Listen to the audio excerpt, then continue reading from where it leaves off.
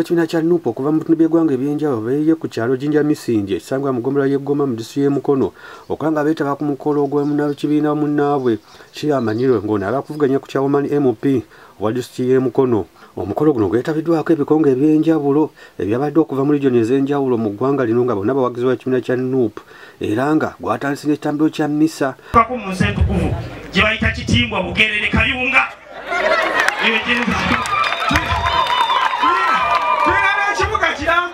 Ekibuga kiramba bakitagaliraaya. Yes, okuva okulaba ng'otuukayo ebirungi byonna bisibuka eyo. Amina. Omukama n'azigyeyo n'andeeta. Naawe Omukama buli omu yamujja mu bitundu ebyenjawulo. Abamu nze waliwo we nagenda mu maka agamu nagenda okulaba mukwano gwange yandaga ekifaananyi we yali agatibwa ne mukyala we. Ekifaananyi esooka emyaka gyali giseewo myaka nga 30 kubanga bagatiwa bakyali bavubuka naye embaga yali mukasiisira ne bakadde be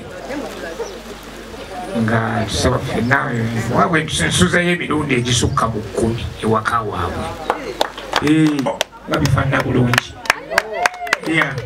Tusaba Mukama obiwa omukisa birabike bulungi birabikire bulungi abantu bikole omulimu gwabyo abantu bo bafune essanyu nga kufuna omuntu gwe basobola okulonda. Sigenda mukubira campaign naye Omukama ye asiima ebirungi kabifuna omukisa ogwo tubinyika mu musaayi gwa Yesu lya mwana eryamba omutwikirivu. Amina. Ne mwala wono Yesu Kristu gwe watonda okuva edda ng'omumanyi yamutonda mu lubuto lwa maama we ng'omumanyi era kakati Yesu taata ow'omukisa atandise campaign z'olwaleero kirungi ne banne batambule bulungi Father tuyigiriza nti mu mirembe nga buli omu nga bw'oyagala tubisabe nga tubisa mu Kristu Mukama waffe. Amina. Linnya lya Paatiri n'erya Mwana erya Mwoyo Omutuukirivu. Amina.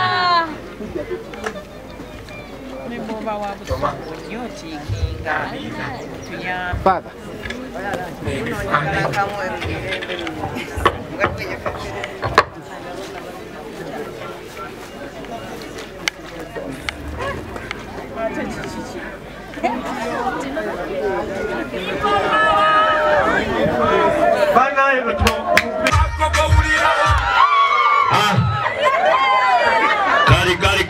Kari. People power. Our power. Naye nzize mu kyengere ekyenjawulo Mukama Katonda ndaga nti wooli n'atonyeza kakuba era waali era buli kye tuliko alhamdulillahi rabbil alamin. Musooke mwekubire ku ngalo mwenna wano kwata wano nkwatira wano futusoja mwogeremu engalo bwe muti katono mbabuulire. People power. Our power. Kunga mukono kunga namboze kunga Sira kunga Kyagulanyi kunga NUP kunga edi mutwe kunga sumulule ndogo kati tunyumidwe. Oluvannyuma wabaddewo okwogera okw'enjawulo nga kuno olu mukulembeze okuva mu kibiina kya NUP okuva mu bitundu by'enjawulo yeetabye ku mukolo guno alina ebigambo bye yagambye bannamukono okulaba nga beetaba mu kulonda nga balondera ddala awo abavuddeyo nga beesimbire ku tiketi ya NUP. It's just to thank you, people of Buganda, people of Mukono, for always supporting our President Kyagulanyi. If I come from all the way from northern Uganda and support, and we get you are not supporting, you will make our effort not to be felt. In northern Uganda, when President Obote was the president, he looked all around in Uganda and picked an Ugandan woman.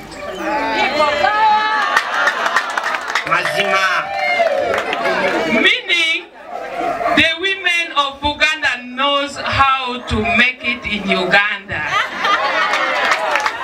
When we have people like Namboze in parliament, head of business in the Chagulari government, which is coming soon. What kind of Uganda are we going to have? If we have our deputy president, going to be the deputy president, the vice president of Uganda, all the way from Western, how are we going to make it? If we have her going to parliament. For us, we have just come to thank you, and I've just come to be in solidarity with the people of Mukono. I lived in Mukono for 3 years. I know how you people are so welcoming. Abantu be Mukono, omuntu ono zaabu. Ebiseera bisinga abantu bajja ne tubagaya. Ne tubayisaamu amaaso. Naye ng'ate mwattu abantu abo bayinza okugasa ekitundu kyaffe. Ffe ng'abakulembeze nabyo ebifaananyi wano babireese. Nze omulimu ogwange ofiisi yange nkuŋŋaanya abantu bangi. Ntegeerekese. Ekigambo kiri kimu kye nnyinza okugamba. Kola ground. Ne president yakola ki? Yagamba mugende muzimbe ground. Muzimbe amannya gammwe ku ki? Ground. Abantu bano be bagenda okusindika mu ki? Parliament. Abantu bano be bagenda okuwa fulaga yaki? Y'ekibiina. Lwaki bino mbireeta? Amawulire gatandise dda okutambula. Mukyala Nabatanzi Owakkunga agenze kutongoza ani? Shida. Nze ndina abakunzi wa Buganda kinkakatako okubeera awali omukolo gwonna.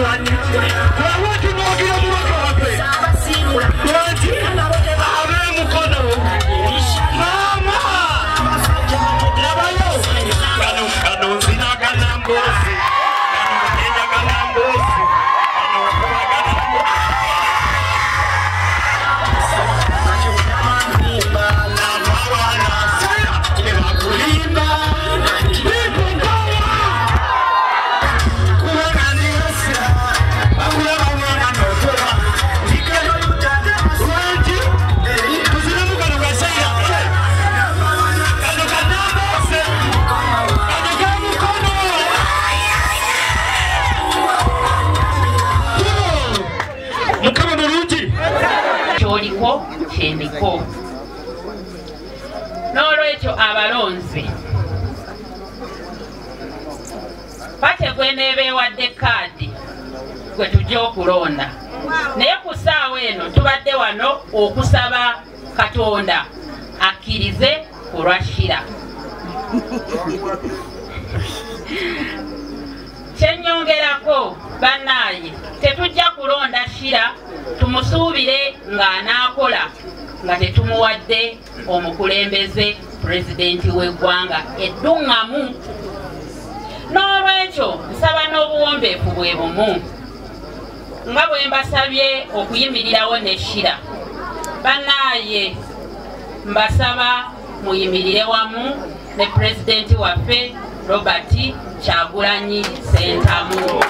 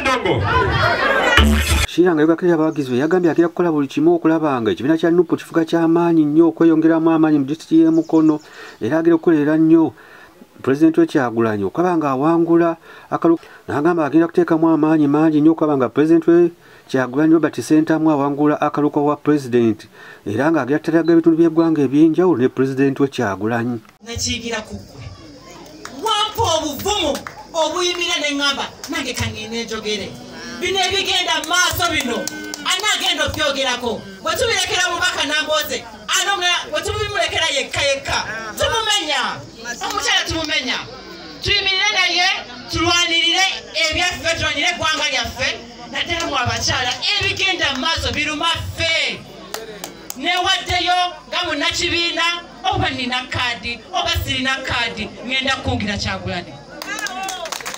Priority yange esooka obuvunaanyizibwa bwange obusooka kwe kulabanga nkungira honorable waffe pulezidenti waffe addako president principal Kyagulanyi Ssentamu Robert olw'okuba mmanyi gy'atutwala myaka na egundi classrooms zaagala kugwira abaana baffe myaka ana omukyala akyakaaba abakyafiira mu ssanya myaka ana mukyala gwo okyabonaabona ne ka bizinesi mwoteekamu mwezikwa ne batukuba ekisiraani kya parish board bw'ozikwata tezikola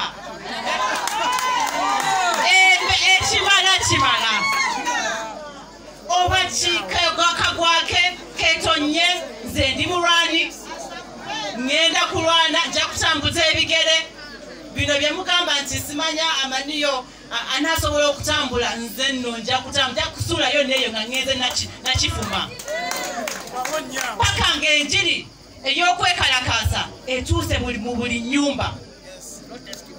Protest vote 226 tugenda kanoonya nyabo n'abakunzi nanoonyeza dda akalulu nabadde entambula omukyala ndooza agenze babadde babiri bakyukiddewo ne bagamba bannange otuwadde ekyokulabirako ne bakyuka ne bagamba tugenda kujja twagala kukyuka bakyukidde naawo ku poliisi kwegamba kimpa amaanyi okulaba nti message tegwa ku matu mazibe